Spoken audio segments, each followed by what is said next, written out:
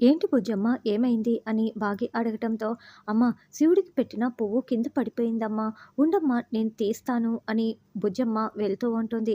అలాగే బుజ్జమ్మ వెళ్ళు అని బాగి అంటుంది. వెళ్ళుం బాలిక వెళ్ళుము, అక్కడే ఆ రుద్రాక్షి మాల ఉంది, దాన్ని నువ్వు తాకాలి, నీ శక్తుల్ని నువ్వు తిరిగి తెచ్చుకోవాలి అని గుప్తా గారు చాలా ఆతృతగా చూస్తూ ఉంటారు.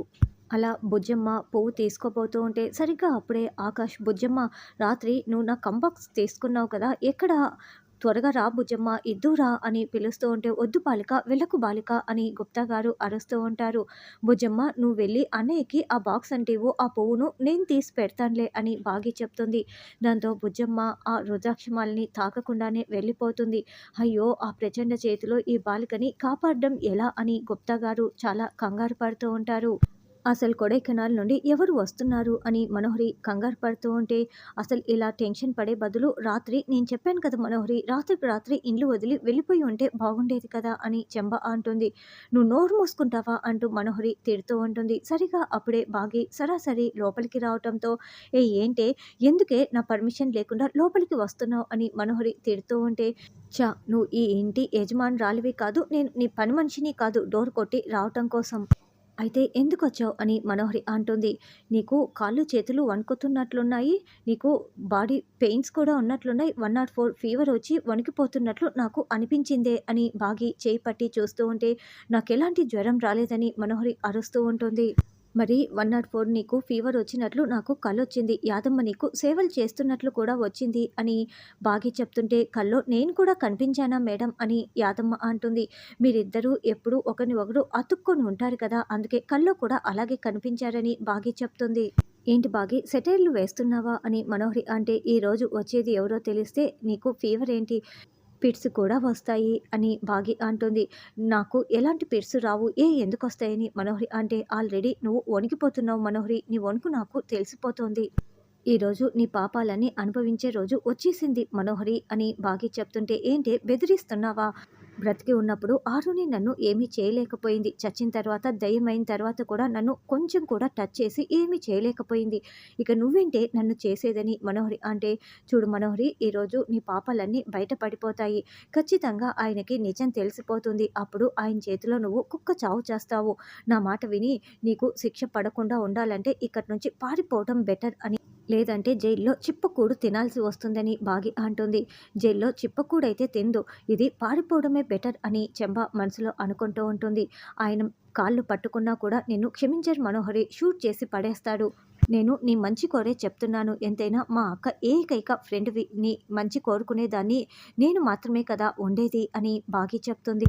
నీ చావైనా బ్రతికైనా నేనే కదా చూడాలి చెప్పాలి అని బాగి చెప్తుంటే, నీతో చెప్పించుకునే కర్మ నాకు పట్టలేదు అని బాగి చెప్తుంది. నేను చెప్పాలనుకున్నది చెప్పాను యాదమ్మ, నువ్వైనా చెప్పు, నీ మాట వింటుందేమోనని బాగి వెళ్తుంది. నా మాట విను మనోహరి, లేకుంటే అమర్ చేతిలో నీకు కుక్క చావు ఖాయం, నువ్వు పారిపోతే బాగుంటుంది అని చెంబ అంటే, పారిపోవటం నా ఇంట వంట లేదు అని మనోహరి అంటుంది. అయితే కుక్క చావు నీకు ఖాయం అని చెంబ అంటుంది. అసలు ఈరోజు వచ్చేవాడు ఎవరు, ఏం చెప్పబోతున్నాడు నేను తెలుసుకొని కానీ ఇక్కడి నుంచి కదలను అని, ఏదైతే అది అయిందని మనోహరి చెప్తుంది. అమర్, బాగి, రాథోడ్ గార్డెన్లో ఎస్ఐ కోసం వెయిట్ చేస్తూ ఉంటారు. ఏంటి మిస్సమ్మ, ఈ మనోహరి యాదమ్మ కనిపించటం లేదు అని రాథోడ్ అంటే, ఇందాక నేను వార్నింగ్ ఇచ్చాను రాథోడ్, భయపడి ఉంటుంది అని బాగి అంటుంది. అయితే పారిపోయి ఉంటారా మిస్సమ్మ అని రాథోడ్ అంటే, అవును, ఒకవేళ పారిపోయి ఉంటే సిటీ లిమిట్స్ కూడా దాటిపోయి ఉంటారు, వాళ్ళు అలాగే కావాలే అని బాగి చెప్తుంది.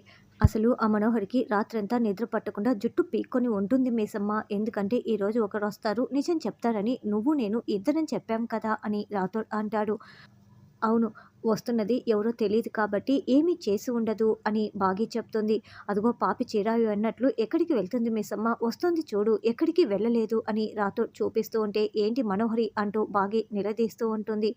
ఇక్కడికి వస్తున్నది ఎవరో నేను తెలుసుకునేదాకా ఎక్కడికి వెళ్ళను అని మనోహరి చెప్తుంటే, అవునులే పాపి చిరాయు అంటూ అంత తేలిగ్గా ఎందుకు వెళ్తావు నువ్వు, నువ్వు చేసిన వాటికన్నింటికి కృంగి కృషించి నశించిపోవాలి కదా, నీకు కుక్క చావు ఖాయం అని బాగి చెప్తుంది. అలాంటి పరిస్థితే వస్తే ఎలా తప్పించుకోవాలో నాకు చాలా బాగా తెలుసు అని మనోహరి చెప్తుంది.